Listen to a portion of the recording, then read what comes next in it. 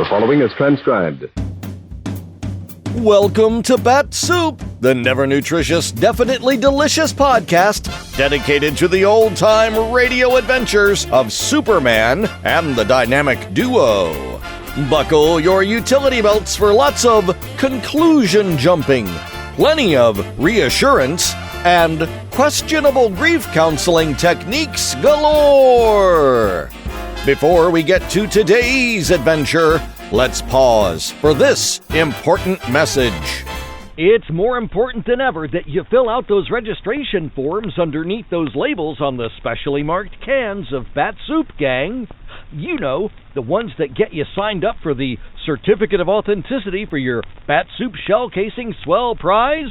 Not only is each one individually wrapped, and each one is individually numbered, but it turns out, thanks to our friend Billy having an eagle eye, that each one is unique.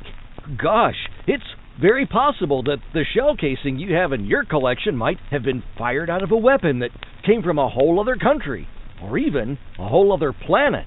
You just don't know what kind of weapon or what kind of technology might be behind your swell Bat-Supe shell casing, but you can rest assured that the technology behind that never-nutritious, definitely delicious Bat-Supe is the same as ever. Have your mom stock up, because word on the street is that those shell casings are starting to run out, and you don't want to be the only one on your block without one. Bat-Supe, available wherever fine podcasts are sold. Bow ties are cool.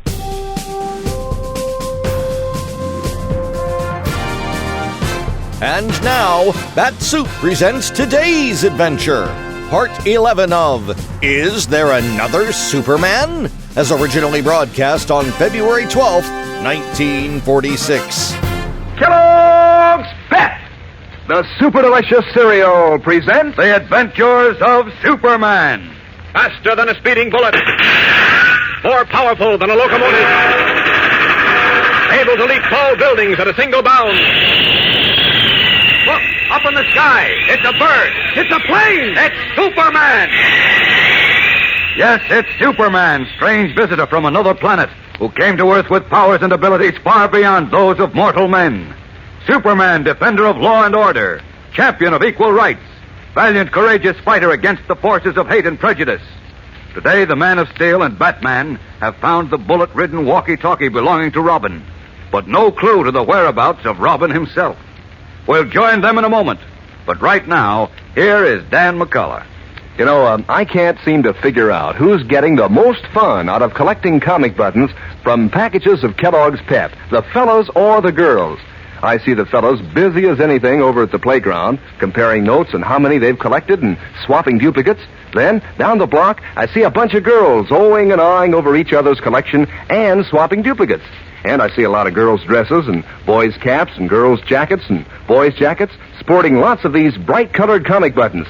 So, you know, I've just about decided that both fellows and girls get a great kick out of collecting Pep comic buttons nowadays. And no wonder. Why, there's the doggone smart-looking, real, true-to-life pictures of such favorite comic strip characters as Periwinkle and Lillums and Superman himself. What's more, they're easy to get. You don't send in any money, not even a box stop. And you can't buy them anywhere. All you do is to make sure Mom gets plenty of that super delicious whole wheat flake cereal, Kellogg's Pep. Inside every package, there's your exclusive prize.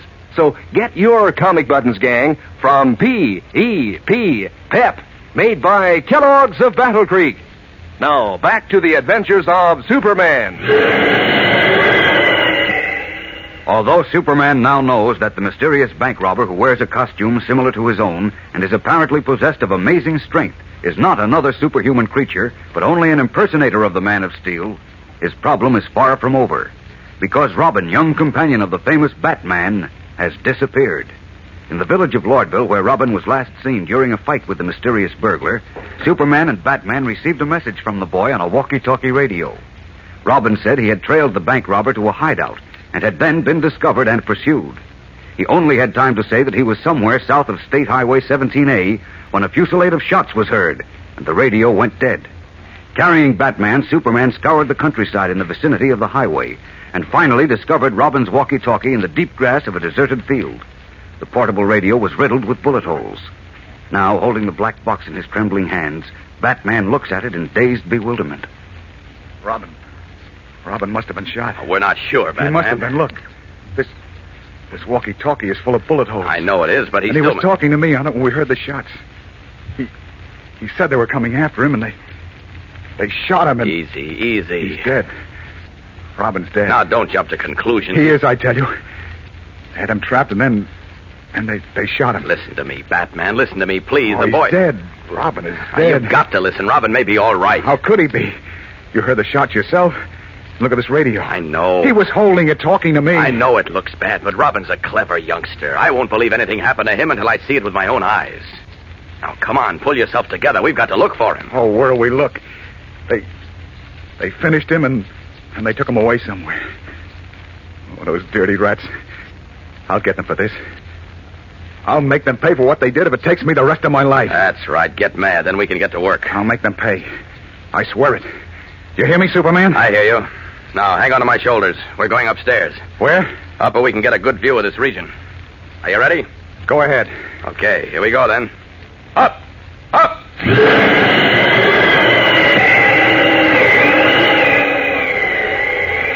Now, let's see. You flew over here before.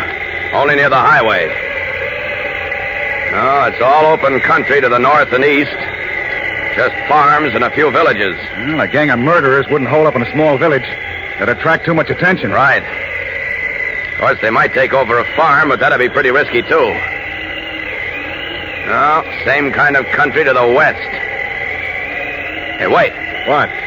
That patch of woods to the south. It's pretty small to hide in. Looks smaller than it really is from up here. Let's have a look at that. Away! See anything down there? Not yet. No, I didn't think you would. My hunch is they made for a big city. Maybe Metropolis. Well, I'll be... Look, Batman. What? Where? Almost straight down. And a little to your right. See? No, there are too many trees in the way. Get ready for the shock of your life. Hang on now. Here we go. Down! What the... Robin! Batman! Well, I see you two know each other. And Superman. Listen, what happened to you up in the sky last night? Never mind that. Are you all right? Oh, I'm a little hungry, and I got a few ant bites in the cave where I was hiding. But apart from that, I'm ticking on all cylinders. Oh, thank heaven. But listen, we've got to go after the other Superman. He and his gang are up to something. There isn't any other Superman, Robin. That's what you think. It was all done with mirrors, or let's say with a miniature dirigible and a long rope ladder. Huh? Hey, wait a minute. So that's why the big ox walked all the way here. He was limping, and I Never mind. You know, you scared me out of 10 years of my life. Oh, what's 10 years to a young buck like you, Pappy? Well, listen to the insolent puppy. I ought to turn you over my knee and tan your hide. What did I do? I know I let the guys get away, but there were too many for me, and they had guns. You never should have gone after the bank robber alone in the first place. Oh, I had to. You were out cold. Yes, and you left me lying there in the bank vault. A fine pal you turned out to be. I knew you were okay, just knocked out. Gee whiz, somebody had to go after the guy. I thought he'd done something to Superman. But now he got away, and his other 3 pals, too. Wait a minute, Robin. You said you trailed the man to his hideout. Where's that? It's an old broken-down house just beyond these woods. Well, what are we waiting for? Let's get over there. Nobody's there, Batman. I can see it from here. They scrammed right after the bank robber got there. First, they all ran out and kept looking up in the sky. Then they started packing up a car. Mm-hmm. He must have told them the dirigible hadn't been at Lordville to pick him up. They were afraid it might have fallen into the hands of the police. Well, we may never find them now. Chances are they'll lie low. No, they won't. They're up to something else. Something big. They are? What, Robin? I don't know what, but it adds up to $50 million. $50 million? That's what I heard one of them say. A fat party with a fancy vest and spats. We're going ahead anyhow, he said. That was when they were packing up their car. There's $50 million waiting for us, he said, and we're going to get it tonight. Tonight? What else, Robin? That's all. They spotted me right after that and chased me. Oh? I got away from them. That's when I called Candy Myers on the walkie-talkie. Uh-huh. Say, how come you answered, Batman? Oh, we were with Candy in Lordville. Go on, then what? They saw me and started popping at me like I was a clay pigeon. So I dumped the radio and made for these woods with them after me. I saw a little cave between some rocks, and I went in like a rabbit. I stayed there a pretty long time till I was sure they were gone. And then you two showed up. Ah, so they're after $50 million, eh? Nothing small about them. You said it. That's practically all the money in the world. Well, not quite, but it's enough. Well, so I was right. What about? The plan to pull their big job tonight, the $50 million one, and blame it on me. Jeepers. And that means the robbery tonight will have to be along the same lines as the previous ones. Only this time, the money won't be donated to charity. But $50 million? Why, there's not a bank in the country with anywhere near that much cash in their vaults. I know, that's what's bothering me. Say, wait a minute, wait. Maybe our strong-arm friend is planning to break into Fort Knox. Sure, where all the gold is. Oh, I doubt it. Gold isn't negotiable now. Well, then what's the answer? I don't know, Batman, but we've got to find out, and fast. Come on, let's check their hideout. It's just barely possible they may have left a clue behind. Come on, it's just a mile or two. I know a faster way than walking. You get under this arm, Robin.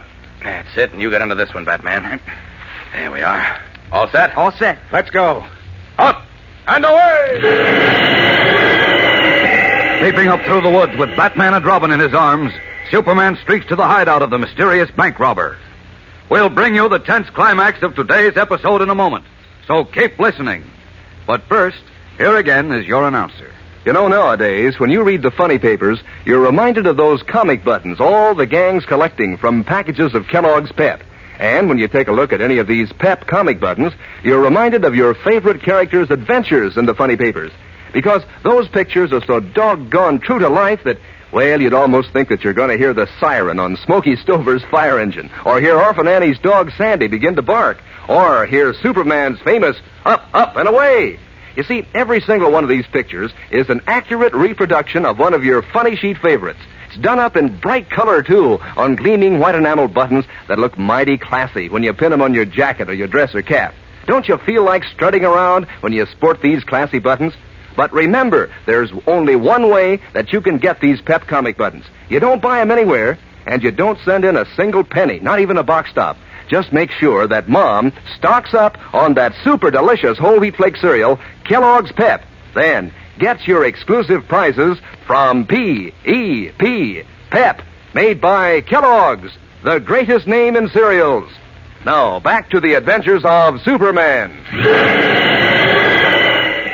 Arriving at the broken-down farmhouse, which had been the headquarters of the mysterious bank robber and his henchmen, Superman, Batman, and Robin searched it thoroughly, but failed to find any clue to the gang or the $50 million theft scheduled for tonight. As we join our three friends now, they are in the weather-beaten barn. Not a thing in here either. This is where they probably kept their dirigible. I suppose so, but that doesn't help us now. Can't understand. Say, what's this? Huh? What, Superman? There's a map under this loose floorboard. A map? Yes. Wait till I get it. There we are. Oh, let's see what it is. Uh-oh. Look at this, Batman. Let's see. Oh, it's a map of the state. Uh-huh. What are those ink crosses on it? They mark the towns our bank robber visited. See? Here's Glen Forest. There's Thomasville. Lyndhaven. There's Lordville. Uh-huh. Just the way we charted them on our map the other night. Right. Now we know why they followed the course of a rough circle. Why? Because the miniature dirigible had a short cruising range. And the big valley country below Metropolis, with the large villages situated around the rim of the valley, was just right for their purposes. Oh, we know the answers to all the questions except the $64 one now. You mean the $50 million one? Yes. Gotta find the answer before tonight. How? Where is $50 million? All in one place, I mean. $50 million. Something familiar about that amount. I wouldn't mind being familiar with it. I wouldn't even mind being friendly with it. $50 million. Seems to me I read about it somewhere. It might... Wait a minute. I think... What? It's just a vague thought, but if I'm right... Well, I've got to be right. Listen, you two, we've got a lot of work to do, and fast. Come with me. Where to? Outside. What's up? No time to explain now. My hunch is right. We may be able to stop the biggest robbery in history and meet my impersonator face to face. Right, come on now. Under my arms with you two again. And keep your fingers crossed. This hunch has got to pay off. It must. Up, up, and away! Leaping up from the deserted farm, carrying Batman and Robin, Superman rockets away into the sky. What is his plan to foil the greatest robbery in history and to capture his impersonator, the mysterious bank robber who is apparently possessed of superhuman strength? Tomorrow's episode is tense and packed with thrills and action, gang, so don't miss it. Be sure to tune in, same time, same station, for the adventures of Superman. Faster than a speeding bullet. More powerful than a locomotive. Able to leap tall buildings at a single bound. Look, up in the sky. It's a bird. It's a plane. It's Superman.